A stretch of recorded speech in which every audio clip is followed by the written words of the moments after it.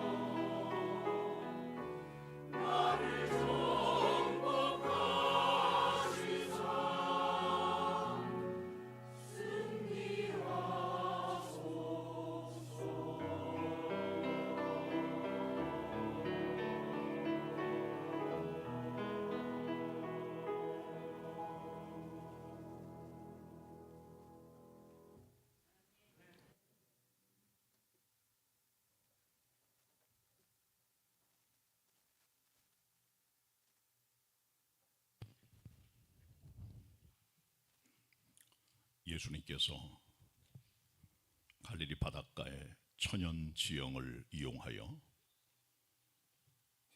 무리들은 해변가에 섰고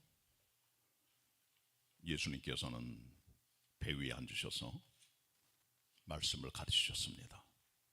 바닷가에서의 가르침입니다. 마태 13장에 기록된 바닷가의 가르침은 세 가지 비유로 요약됩니다. 씨 뿌리는 자의 비유, 알곡과 가라지의 비유, 그리고 오늘 설교하려고 하는 겨자씨와 누룩의 비유입니다. 예수님께서는 겨자씨에 대하여 말씀하실 때 교육의 소재로 활용하셨습니다.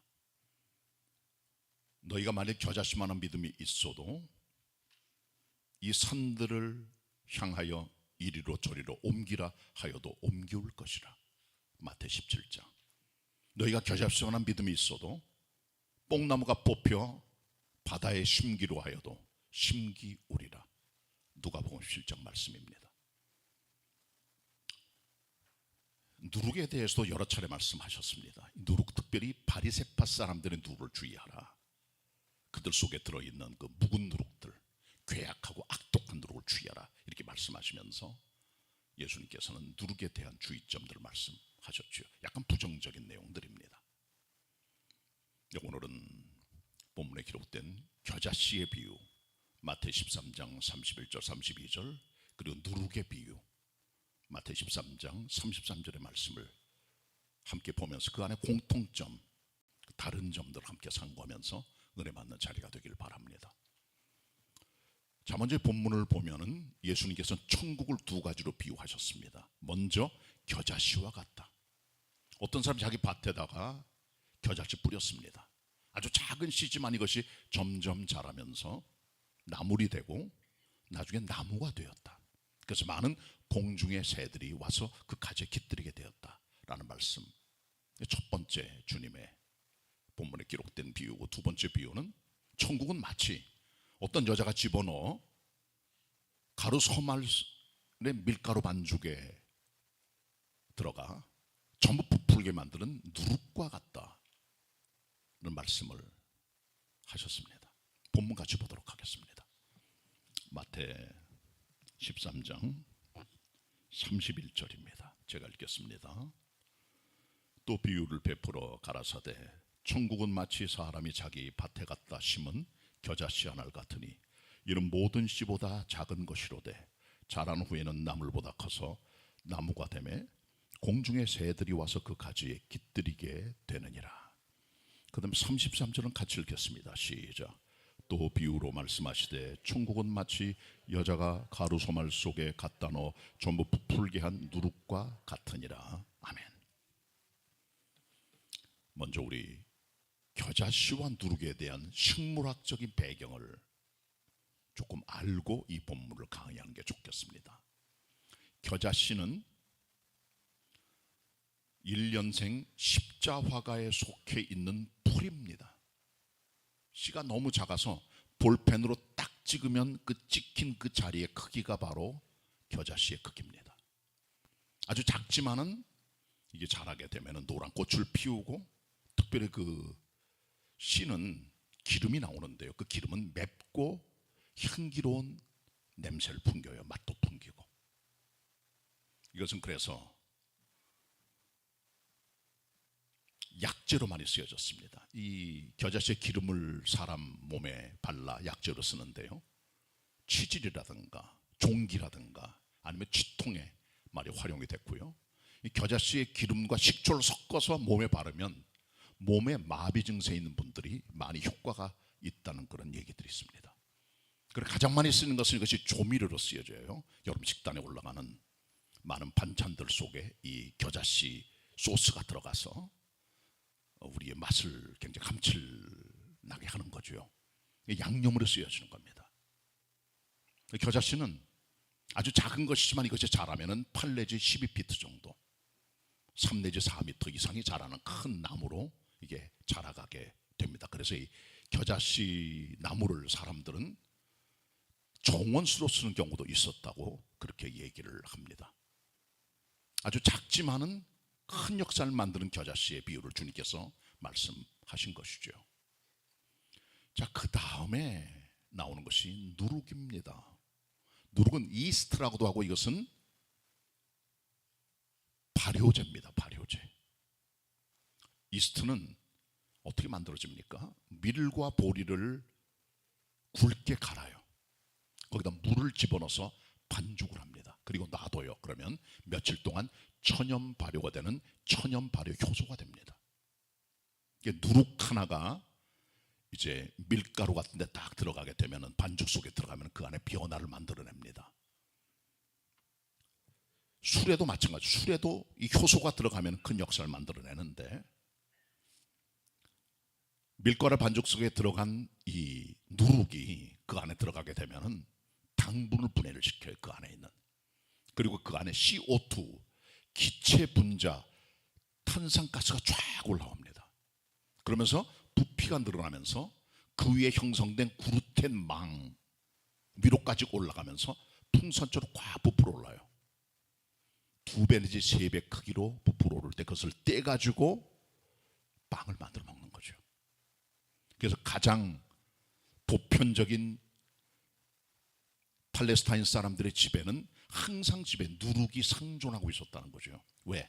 누룩 갖고 빵 해먹고 또 조금 남겨뒀다 그 다음 빵 또 해먹고 하면서 항상 집에 있는 게 누룩이었다는 거죠. 자, 이런 식으로 누룩이 활용이 됐고요. 근데 성경을 보면은 예수님께서 이 누룩을 바리새파 사람의 누룩이라고 말씀하셨고요. 바울도 고린도서에서 괴악하고 악독한 누룩, 묵은 누룩을 제거하라 그런 얘기도 했습니다. 그리고 거짓 선지자들의 누룩을 주의하라고 바울이 갈라디아서에서도 말씀을 했거든요. 약간 부정적인 의미로 많이 활용이 됐지만, 그러나 전체적으로 이 본문에 나타나 있는 겨자씨와 누룩의 비유는 긍정적인 내용으로 해석할 수가 있다는 것입니다. 자, 이 본문을 하나씩 한번 곰씹어 봅시다. 자, 먼저 이 본문은 우리들에게 작은 것의 소중함을 보여줘요. 아무리 약하고 작은 것이라도 이게 크게 역사함을 나타내주고 있는 겁니다. 겨자씨가 모든 것 중에 작은 거라고 본문에 기록되어 있습니다. 31절 32절에 보면은. 근데 이 작다는 말은 미크로테론이란 말이에요. 헬라 말로 비교급입니다. 실제로 겨자씨는 한국에서 재배되는 담배씨의 절반 정도가 돼요. 크기가 아주 작습니다. 담배 조금 더 크고요. 근데 식물학 도감 같은 데 보면 실제로 겨자씨보다 더 훨씬 작은 꽃씨들이 있어요. 엄청나게 작습니다. 눈에 보이지도 않아요. 그러니까 주님께서 여기서 말씀하신 겨자씨의 크기가 작다고 한 것은 절대평가에 따른 식물학 도감의 메시지가 아니라 팔레스타인 지역 사람들이 알고 있는 상식 속에 있는 작다는 의미의 상징으로 이해해야 되는 겁니다. 비교적 작은, 아주 작은 씨라는 거죠. 그런데 이것이 점점 자라게 됩니다.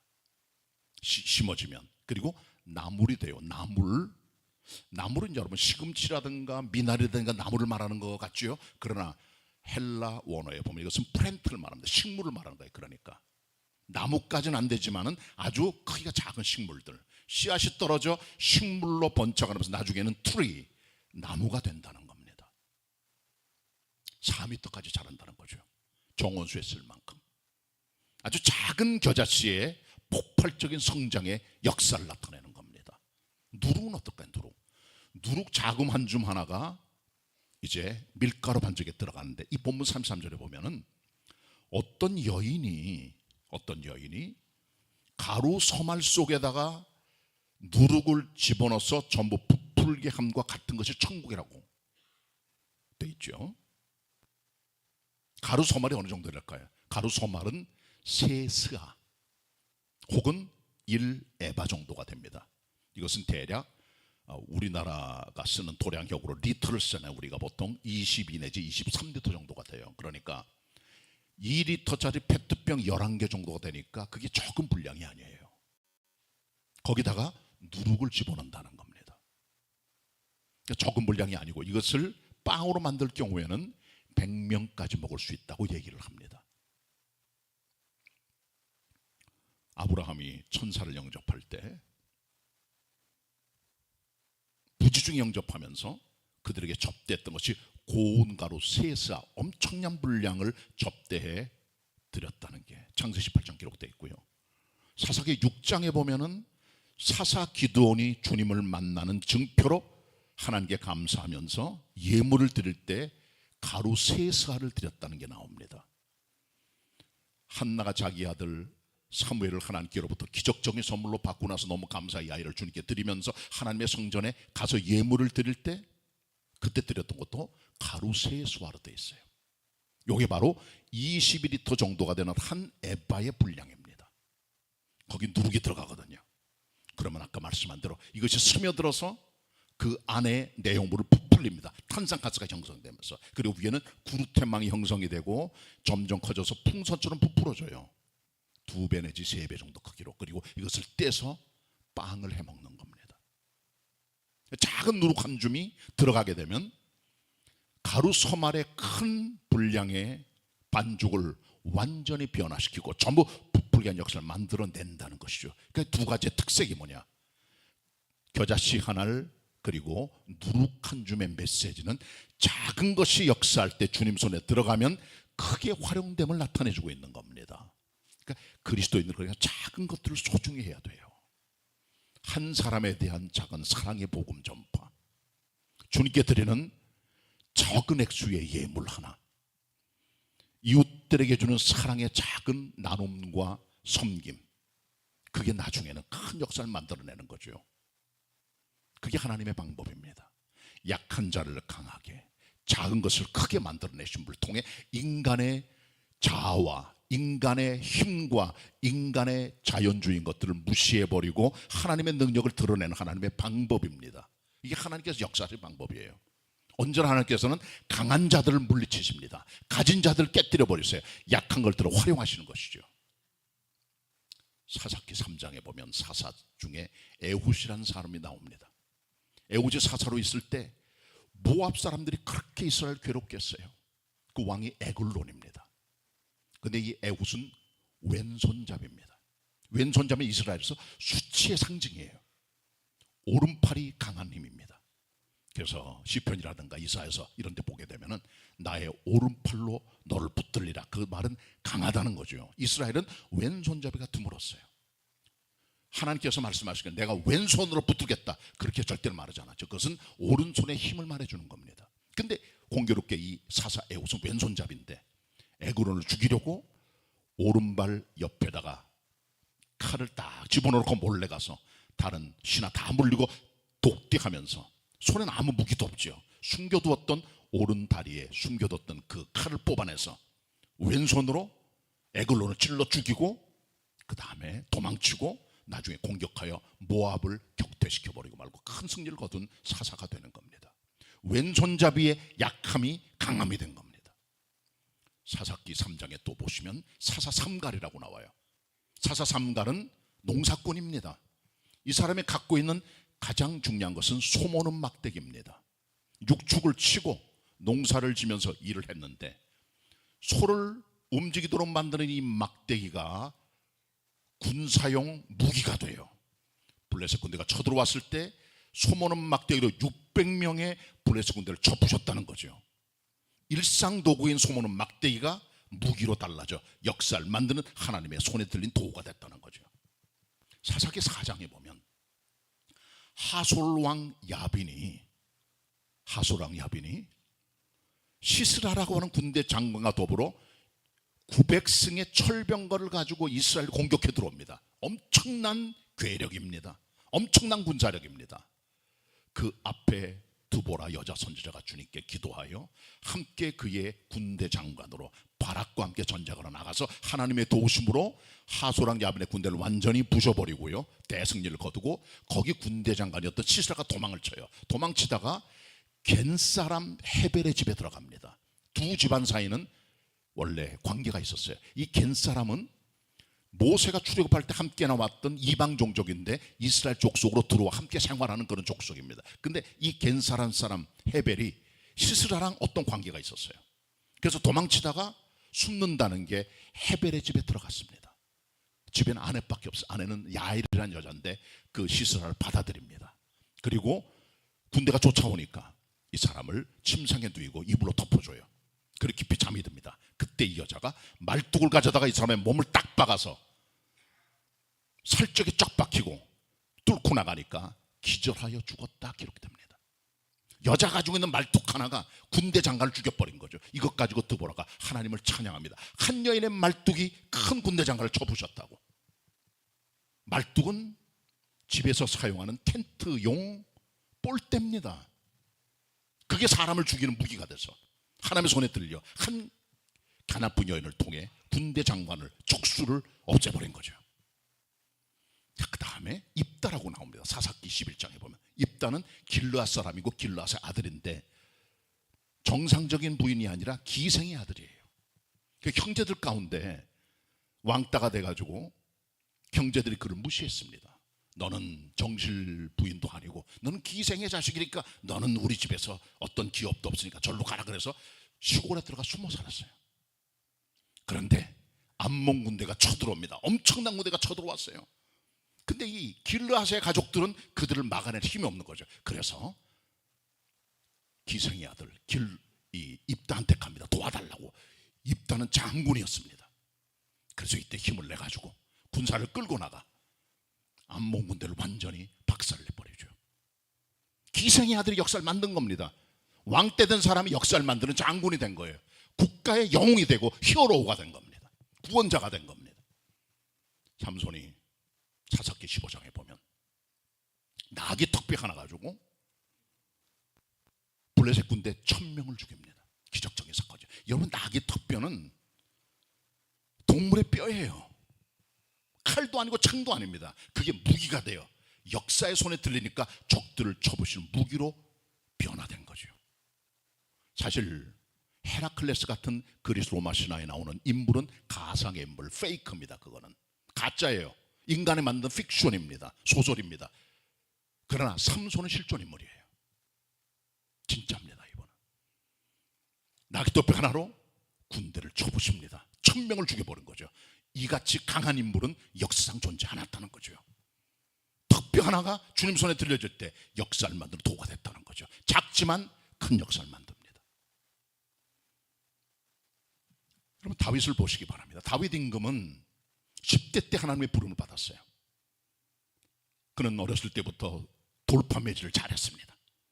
그리고 몽둥이를 잘 다뤄서 자기의 양떼를 쳐들어 공격해 물려고 들어오는 곰이라든가 사자들 물리친 그런 지혜로운 그런 용사였습니다.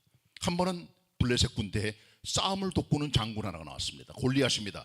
키가 6규빗 한 뼘 3m가 넘어요. 우리나라 농구 선수 가운데 가장 큰 사람, 미국에서 큰 사람들이 3m 넘는 사람 아무도 없습니다.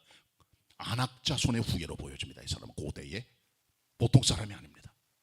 이 사람이 이스라엘 백성을 모욕하면서 자꾸 전쟁을 돕고면서 백성들을 두렵게 만들죠. 그때 어린 소년 다윗이 물맷돌 5개를 들고 나가서 하나님의 이름으로 골리앗과 싸우면서 그 중에 하나를 딱 꺼내서 물맷돌을 돌려 그 하나가 이마를 딱 박혔더니 딱 넘어집니다. 그리고 가가지고 골리앗이 갖고 있던 칼을 빼서 그의 목을 잘라 대승을 거두게 되죠. 사무엘상 11장에 나오는 기록입니다. 물맷돌 하나가 큰 장군을 넘어뜨린 거죠. 작지만 주님 손에 드릴 때 역사를 만들어 갔다는 겁니다. 하나님께서 작은 것으로 역사를 하세요. 열왕기 5장에 보면 나만이라고 나옵니다. 아람 군대 장관입니다. 아람은 아수르 제국이 형성되기 전에 중동 지역의 맹주였습니다. 강력한 파워를 가지고 있어요. 그 나라를 구원해낸 군대 장관, 장수가 바로 나만입니다. 왕도 그에게 함부로 못해요. 국가의 유공자이기 때문에. 근데 이 사람이 문둥병에 걸렸어요. 재물도 많고 명예도 있고 대단한 권력자가 문둥병에 걸렸으니까 얼마나 비참한 모습입니까? 근데 그 집에 계집종이 하나가 있었는데 이 아이가 이스라엘 아이예요. 아람 군대 사람들이 이스라엘 쳐들어갔다가 포로로 이 아이를 잡아온 거죠. 그래서 나만의 집에 들어가 계집종이 돼서 나만의 부인이 이 아이를 다스리고 있었는데 이 아이가 보니까 자기 주인 나만이 문둥병에 걸렸잖아요. 그래서 부인한테 말합니다. 우리 주인께서 지금 문둥병 걸렸는데 문둥병 고칠 수 있는 분이 이스라엘에 있다고. 그게 엘리사입니다. 그러냐고. 그래서 이 얘기를 남편 나만에게 말합니다. 그때 나만이 왕한테 가서 내 문둥병 고칠 수 있는 선자가 있다고 합니다. 이스라엘에 나를 보내주십시오. 그랬더니 왕이 많은 예물과 함께 가서 우여곡절 끝에 그의 몸이 고침을 받게 되고 이 사람 주님을 경배하는 하나님의 사람으로 달라지는 나만이 되는 겁니다. 나만이 되는 겁니다. 어린 계집종 하나가 작은 아이지만 그 말이 한 군대에 영향력을 주는 사람을 살려낸 거예요. 작은 계집종입니다.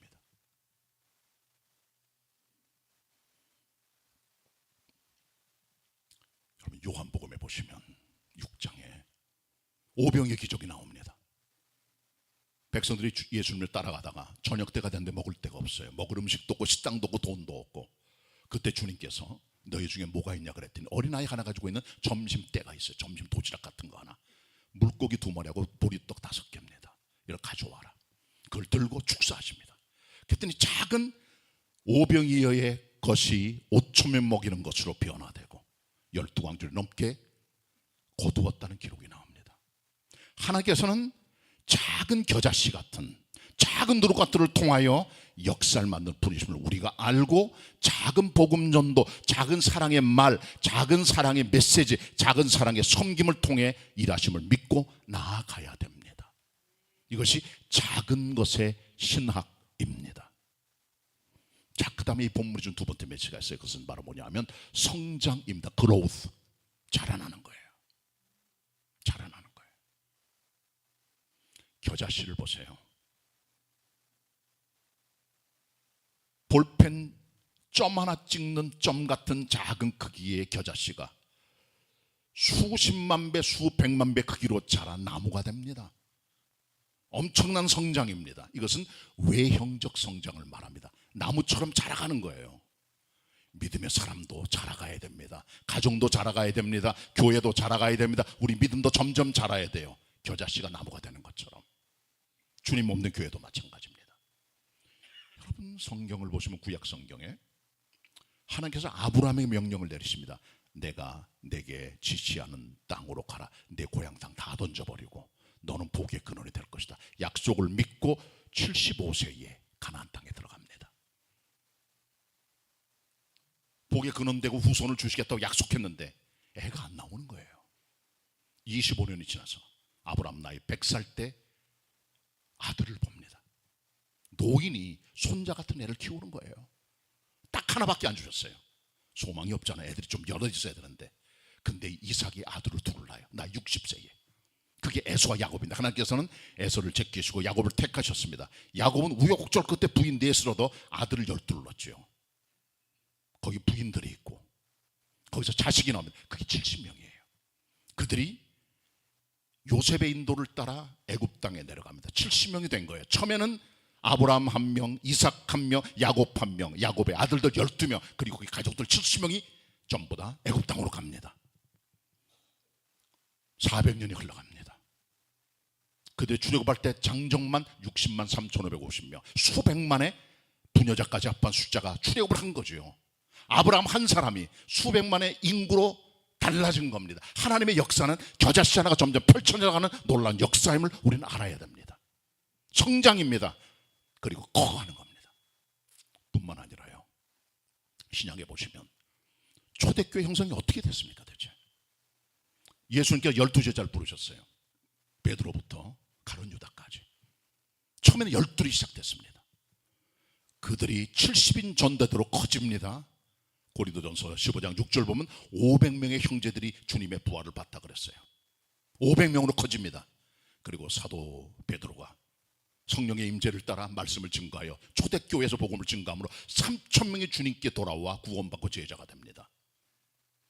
그리고 안진뱅이 고침받은 사건을 통해 베드로가 말씀을 다시 증거함으로 5,000명이 주님께 돌아와 초대교회는 거의 10,000명을 이룬 거예요. 예수님 12제자 70명, 500명, 3,000명, 5,000명, 10,000명.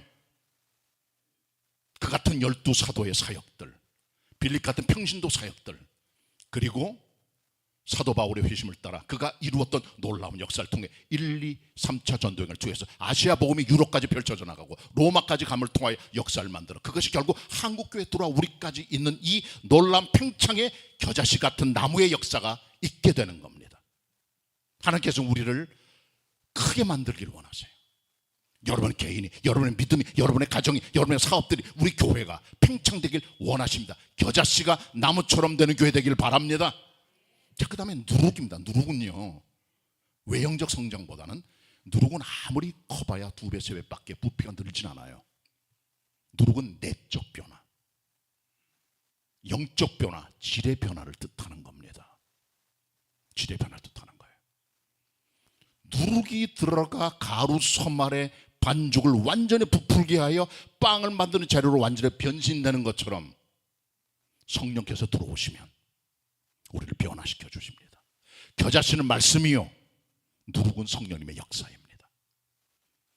혹자들은 이 누룩에 대하여 부정적으로 보는 견해가 있어요. 이 누룩은 어둠의 자식들과 그 다음에 죄악에 속한 사람들의 성향임을 보여주고 있다는 거죠. 그런 자들이 누굽니까? 다합이라고 하는 분, 그 다음에 C.I. 스코필드라고 하는 분, 그리고 J. 드와이트 펜티코스트, 윌리엄 워렌비 위어스비 같은 분, 제임스 보이스 목사는 여기 있는 누룩은 이것은 악이라고 말합니다. 왜? 성경 보면 누룩이 좋은 데 사용된 게 별로 없어요. 예수님마저도. 그러니까 이 누룩은 나쁜 거라고 본 거죠. 좋은 게 아니다. 이것은 악한 사람 속에 있는 끈적끈적 달라붙어 다니는 죄성과 우리의 악한 누룩, 묵은 것들이다. 이건 다 제거해야 된다. 그게 말해주고 있는 거예요. 그러나 이 본문은 나쁜 의미의 메시지가, 가만히 보시면 이거 천국 비유입니다.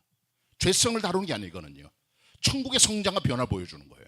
그리고 이 본문에 나오는 겨자씨와 누룩은 한 쌍둥이입니다. 두 개 다 성장을 말해주고 있어요. 긍정적인 모여요. 그래서 저는 이 본문을 긍정적으로 해석합니다. 성령님의 역사로 보는 거죠. 그렇게 보는 분이 누굽니까? 짱 깔뱅 같은 우리 장로교회 개혁주의 신학의 교리를 만든 분, 윌리엄 핸드리스라는 강해 설교가, 고든 레더라고 하는 신학자, R.T. 프랜스라는 신학자, 그리고 레온 모리스라고 하는 마태복음 강해자도 이 본문을 보면서 긍정적으로 보는 거죠. 그리스도의 은혜가 들어와 우리의 삶이 팽창되고 달라지고 변화된 역사를 만드는 것을 보여주고 있다는 것으로 그들은 이 본문을 귀결짓고 있습니다. 그게 본문의 내용입니다. 누룩이 들어가면요, 가루 섬알의 반죽이 2배, 3배로 팽창됩니다. 부풀어 오르는 거예요. 이것은 화학적인 변화요, 내적 변화요, 질적 변화를 뜻하는 겁니다. 그리스도를 마음에 받아들이면 생명이 그 안에 들어가 성령을 통해 우리를 새롭게 하시고 중생을 주시고 완전한 변화를 강력한 힘으로 줍니다. 누룩은 그 안에 끌어오르는 힘이 있어요. 누룩이란 말의 헬라 원어는 주이메입니다. 주이메. 그 말은 끌어오른단 말이에요. 막 그냥 끌어오르는 그 안에 있는 폭발적인 효수의 힘이 전부 부풀게 만드는 것처럼 성령이 들어오시면 우리 안에 폭발적 역사를 통해 우리를 달라지게 만든다는 거죠. 삭개오를 보세요. 여리고의 부자요, 세리장이지만 부정직한 사람이었어요. 주님 만나면서부터 주님, 내가 내 재산의 절반 다 가난한 자 나눠주겠고 남의 것 토색한 것 훔쳐온 것 있으면 내가 네 배로 갚겠습니다. 달라지잖아요. 주님이 들어오면은 그 안을 새롭게 만드셔서 그의 사람을 내적으로 질적으로 변화시켜 주는 거예요. 사도 바울을 보세요. 이분은 원래 잔인한 인물입니다. 성깔 자체가 그래요. 믿는 사람 잡아가두고 스데반 집사 죽을 때 동참하고, 의에 대해서는 나름대로 자기 의가 가득한 바리새파 사람, 율법주의자였던 거죠. 그 같은 고집센 목적주의적인 인물, 그리고 성취지향의 인물인 이 사람이 주님 만나고 나서부터 성령님이 들어가면서 달라집니다. 잔인한 인물이 사랑의 사람 돼요. 고린도서 13장, 사랑은 언제나 오래 참고 온유하며. 누가 쓴 겁니까? 바울이 쓴 거예요. 이 같은 고린도서 13장의 말씀을 상상도 못할 바울인데 그가 사랑의 사람 달라진 거죠. 무엇을 통해? 성령님의 누룩이 들어감을 통해 달라진 겁니다. 변화가 된 거예요. 이 사람은 그리고요, 눈물이 없는 사람이에요 원래. 근데 바울이 디모데에게 쓴 편지에서, 디모데야, 내가 내 얼굴을 볼 때마다 내가 눈물이 흐른다. 많은 서신을 쓰면서 많은 교회들에게 그런 글을 이렇게 씁니다. 나는 눈물 흘리며 주 앞에 너희를 위해 간구한다. 눈물에서 달라지는 거죠. 성령의 누룩이 들어가면 우리의 내면이 달라집니다. 강팍한 인물들이 녹아집니다. 딱딱한 타락한 인물이 깨어져 나갑니다. 고집들이 무너집니다. 자아가 깨집니다. 어둠이 빛으로 바뀝니다. 분노가 사랑으로 바뀝니다. 거친 사람들이 온유의 사람은 달라지게 되는 거예요. 이게 하나님의 역사입니다. 누룩의 변화가 와야 돼, 우리의 삶 속에. 자, 그렇다면 이 본문의 좀 마지막 본문은 뭐냐? 세 번째로요, 생산적인 열매예요. 뭐가 생산적 열매입니까? 먼저 겨자씨가 자라 큰 나무가 되면서 공중의 새들이 와서 그 가지에 깃들게 된다고 말합니다. 공중의 새들이 깃드는 거예요, 그 안에. 안식처를 삼는 거죠. 우리 겨자씨는 작은 거지만 이것이 나무보다 커져서 나무가 됩니다. 4m짜리, 4.5m짜리. 거기가 다 새들이 와가지고 각종 새들이 와서 노는 장소가 되고 안식을 찾는 곳이 되는 거죠. 그리스도의 겨자씨의 말씀이 딱 들어가면 점점 자라 우리의 삶과 우리의 교회가 천국과 왕국이 돼요.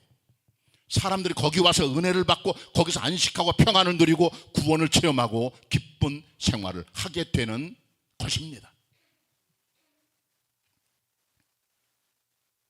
수고하고 무거운 짐자들아 다 내게로 오라. 내가 너희를 쉬게 하리라. 내가 너희를 쉬게 하리라. 주님께서 말씀하셨어요. 주님께서 주시는 멍에를 메고 주님이 주시는 짐을 메면 그건 아주 가벼운 거기 때문에 그거를 메도 무거운 게 아니다. 너희 마음에 쉼을 얻는 무거운 짐을 다 내놓고 내게로 와라. 전부 다 수고 고생 다 내놓고 와라. 내게 내가 너에게 안식을 주겠다. 새들이 나무에서 깃드는 것처럼 안식을 주는 거예요. 예배와 교회 생활은 안식의 자리입니다. 평강을 누리는 거예요. 요한복음 14장 27절 예수님 말씀하셨어요. 내가 너희에게 평안을 끼치노니 곧 나의 평안을 너희에게 주노라. 이 평안은 세상이 주는 것 같이 아니하리라. 그러면 너희는 근심하지도 말고 두려워하지도 말아라. 안식과 평강의 하늘 축복의 은총들이 겨자씨가 자란 나무에 깃드는 것처럼 하나님의 은혜가 임할 때 말씀이 들어와 우리 삶이 자라나고 천국의 역사를 만드는 큰 나무가 될 때 많은 사람이 거기 깃들게 되는 거예요.